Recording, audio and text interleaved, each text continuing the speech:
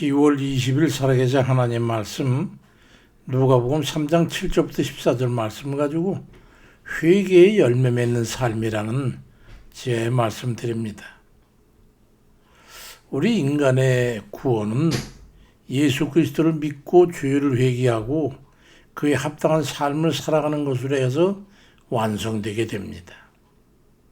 그 삶의 끝에 영생 천국이 기다리고 있기 때문입니다. 예수 믿기 이전에는 그냥 세상 사람들과 같이 그런저런 살다가 가는 그런 존재인 줄만 알았는데 사는 동안에 짓게 되는 죄값에 의해 영원한 사망이라고 하는 지옥에 갈 수밖에 없는 그 길이 예비해 있다는 것을 알게 됐어요. 근데 지금까지 자신이 지은 죄를 대신해서 예수 그리스도 하나님의 아들이 대속의 죽음을 죽어주심을 해가지고 그를 의지하면 죄값을 치른 것으로 이렇게 대체로 여겨주신다고 그래가지고 그걸 자신의 모든 죄를 그리스도께 믿음으로 맡겨드림으로 해가지고 죄에서 자유함을 얻게 된 것이죠. 우리 모두가 다 그렇게 된 거예요. 근데 믿기 이전에 죄값은 해결되었는데도 죄에 대해서 여전히 우린 취약한 그런 인간의 속성이 남아있어서 문제가 되는 거죠.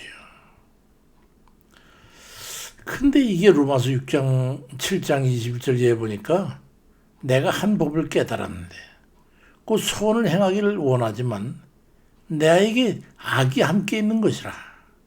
내 속사람으로는 하나님 법을 즐거워해가지고 내 지체로 다른 법이 내 마음의 법과 싸워 내 지체 속에는 주의 법 아래로 나를 사로잡아오는 걸 본다. 도대체 이 오란 난 참 정말 공고한 사람이구나. 이 사망의 몸에서 누가 나를 건져내랴. 이런 고백을 하게 되는 거예요. 참 나는 하나님 말씀대로 그렇게 살기를 기뻐하고 그래도 또 이게 엉뚱하게 나를 악으로 이끌어가는 게 있더니 정말 답답하다 이 말이죠. 그래서 우리는 믿고 회개한 후에 살아가는 그 삶은 그의 회개한 그 합당한 삶을 살아야 되는 거예요. 회개로 그냥 끝나는 게 아니에요. 예수 그리스도를 믿고 죄를 회개한 후에 짓게 되는 죄는 어찌 되는 거냐는 그런 거죠. 그게 바로 로마서 8장 1절에 그리스도 안에 예수 안에 있으면 결코 정죄함이 없다고 하는 이런 선언적 말씀을 해가지고 해결점을 찾게 됐어요. 그렇지만 히브리 9장 20절에 보면 율법을 따라 거의 모든 물건이 피로써 정결하게 되나니 피 흘림이 없으니 사함이 없다. 우리가 회개하고는 지는 죄에 대해서도 피 흘림 대속하는 게 대신이 없으면 사하지 못한다. 그래서 예수 그리스도께서 십자가에 죽으면서 흘리신 그 대속의 피로 말미암아 믿는 우리가 모든 죄의 사함을 받을 수 있었지만 그 후에 또 죄의 문제는 어떻게 되는 거냐? 이 문제를 해결하자면 안 되겠다는 거예요. 그렇다면 예수 그리스도를 믿는 사람은 어떤 죄를 지어도 괜찮으니까 함부로 죄를 지어도 된다는 그런 논리에 휘말리지 않겠어요? 절대 그렇지 않거든요. 고의적으로 자유에 의해서 짓는 죄에 대해서는 진심 어린 회개 없이는 가정한 것이 되기 때문에 죄사함이 없는 거예요. 한번 예수 믿고 나서 그 다음에 마음 놓고 살인하고 죄 짓고 사기치고 그래 된다고 할 수 있지. 그럼 되겠어요? 안 되죠. 그래서 누가복음 3장 8절에 그러므로 회개에 합당한 열매를 맺어라. 그렇게 말씀하고 있어요. 그래 아무리 해가지고 누가복음 3장 7절에 장차 올 진노를 피하라고 말씀합니다. 그러니까 회개에 합당한 열매를 맺는 삶을 살아감으로 해가지고 장차 지옥의 불못에 빠진 그 심판의 진노를 피하라는 말이에요. 회개에 합당한 열매를 맺는 삶을 살아감으로 해가지고 죄의 대가론에서 주어지는 진노를 피해라. 죄에 대한 진노는 바로 영원한 죽음인데 예수 그리스도를 믿고 회개하고 그 후로는 회개에 합당한 삶을 성실하게 살아감으로 해가지고 최후의 구원을 완성하라는 말씀이지요. 로마서 6장 23절에도 죄의 삭은 사망이지만 하나님의 은사는 그리스도 예수 우리 주 안에 있는 영생이라고 말씀하고 있어요. 죄를 지면 그건 죽어야 되는 거예요. 마땅히.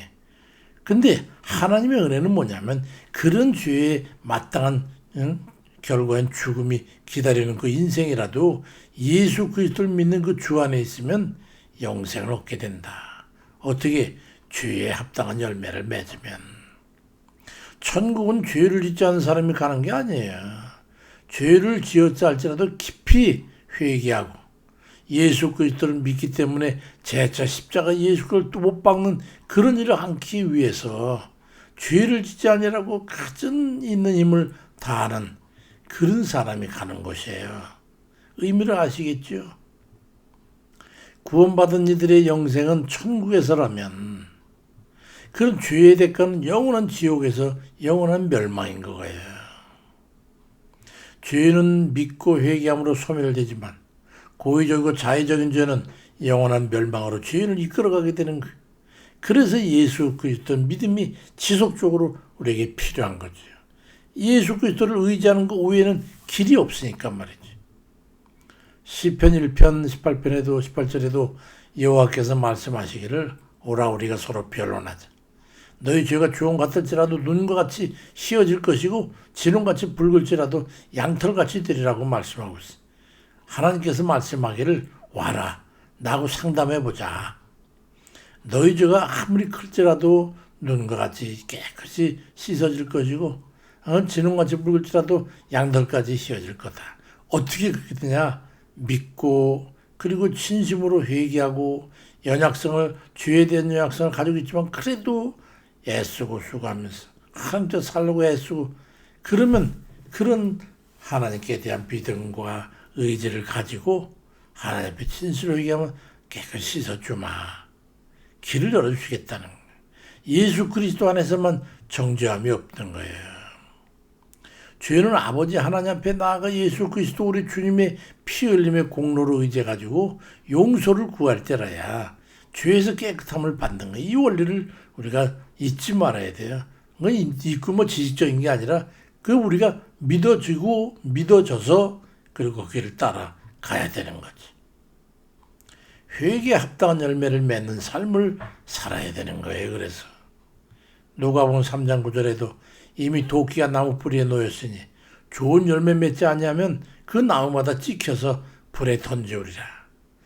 회개한 후에도 회개에 합당한 그런 열매를 계속 맺는 그런 삶이 아니면은 그건 쓸데없는 나무라 가지고 영원 불못, 지옥 불못에 던져지게 될 거라는 비유적인 말씀이죠.